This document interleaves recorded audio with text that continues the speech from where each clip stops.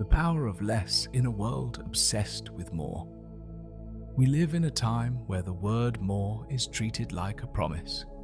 More wealth, more recognition, more followers, more progress. It's a rhythm that pulses beneath everything we do, quietly whispering, if only you had more, you would finally be enough. But strangely, as each generation accumulates more than the one before, more possessions, more comfort, more convenience, we haven't grown more fulfilled. We've grown restless. We scroll endlessly. We consume endlessly. We compare endlessly. And at the end of it all, we still feel a gnawing emptiness. This is the paradox of our age, the idea that addition makes us whole, when in reality, wholeness is born through subtraction. In certain cases, less doesn't just mean less.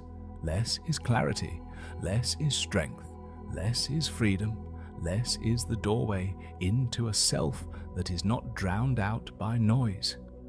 The obsession with more has become the disease of our culture. The discovery of less may be its cure. The illusion of more.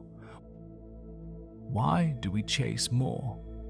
Psychologists call it the hedonic treadmill, the way human beings quickly adapt to pleasure, returning to their baseline no matter how high they climb. The new job title feels euphoric for a week. The new car shines for a month. The new relationship feels intoxicating for a season. But inevitably, the shine fades, and we find ourselves searching for the next thing.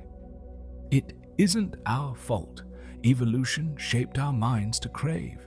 To survive, our ancestors needed to want more food, more resources, more safety, because scarcity could kill them.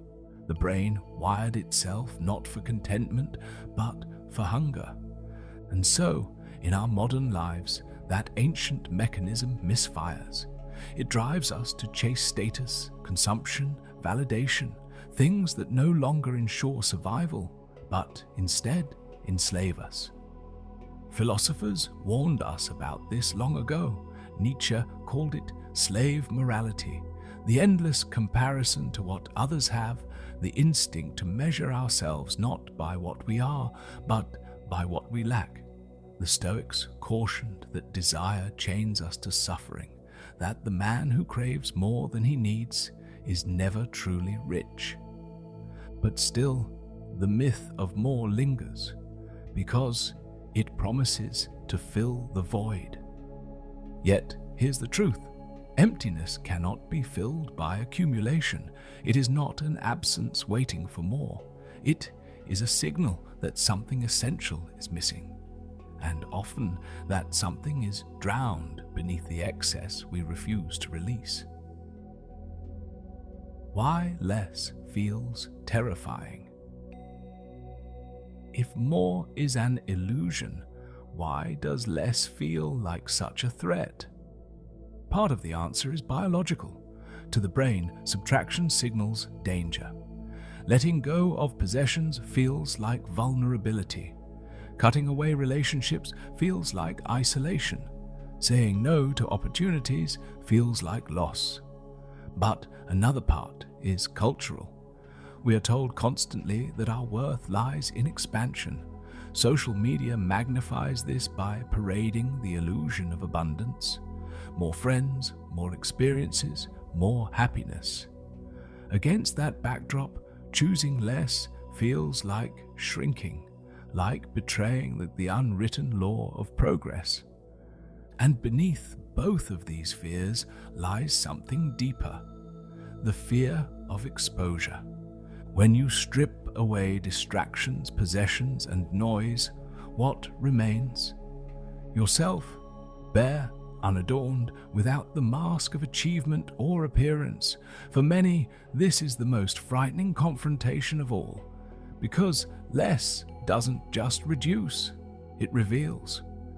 Carl Jung wrote that most people will do anything, no matter how absurd, to avoid facing their own soul. We build identities out of more roles, more labels, more accolades. because without them we fear we might be nothing. This is why the idea of less feels so dangerous.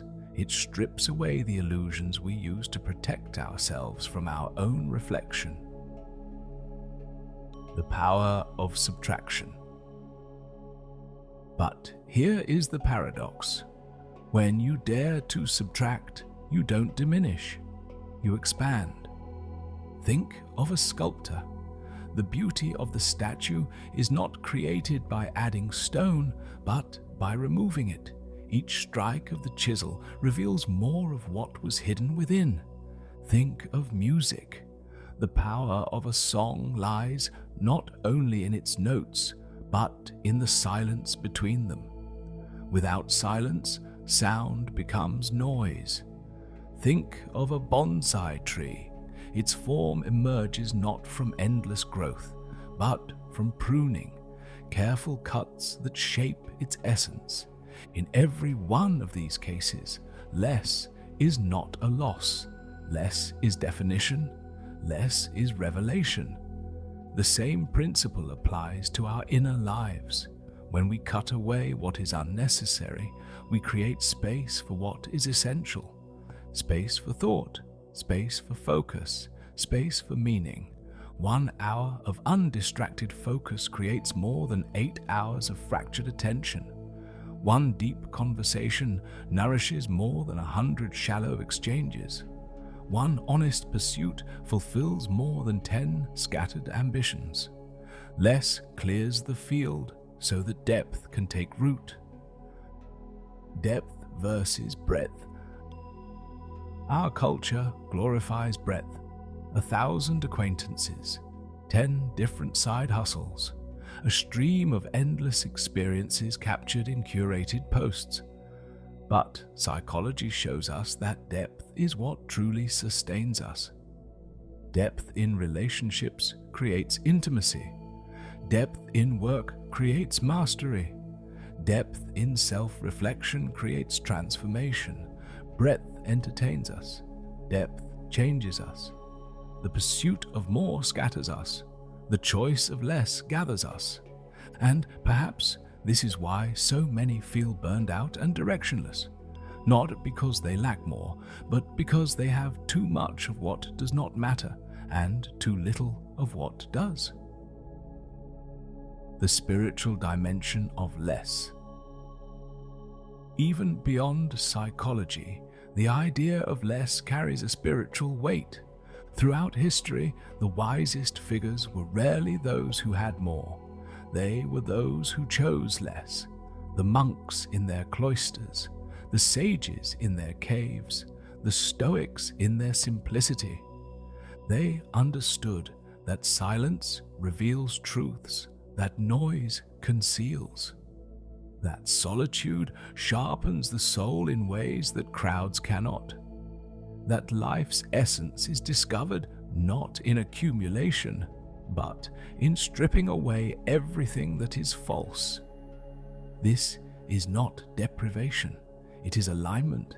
It is the recognition that the soul, like a flame, burns brighter not when buried in fuel, but when given just enough space to breathe. And in this light, less is not a void. Less is a clearing. Less is the sacred ground upon which the self can finally stand unshaken. The revolution of subtraction. So here is the paradox laid bare. More promises wholeness, but delivers emptiness. Less feels like emptiness, but reveals wholeness. To embrace less is not to reject life, but to rediscover it.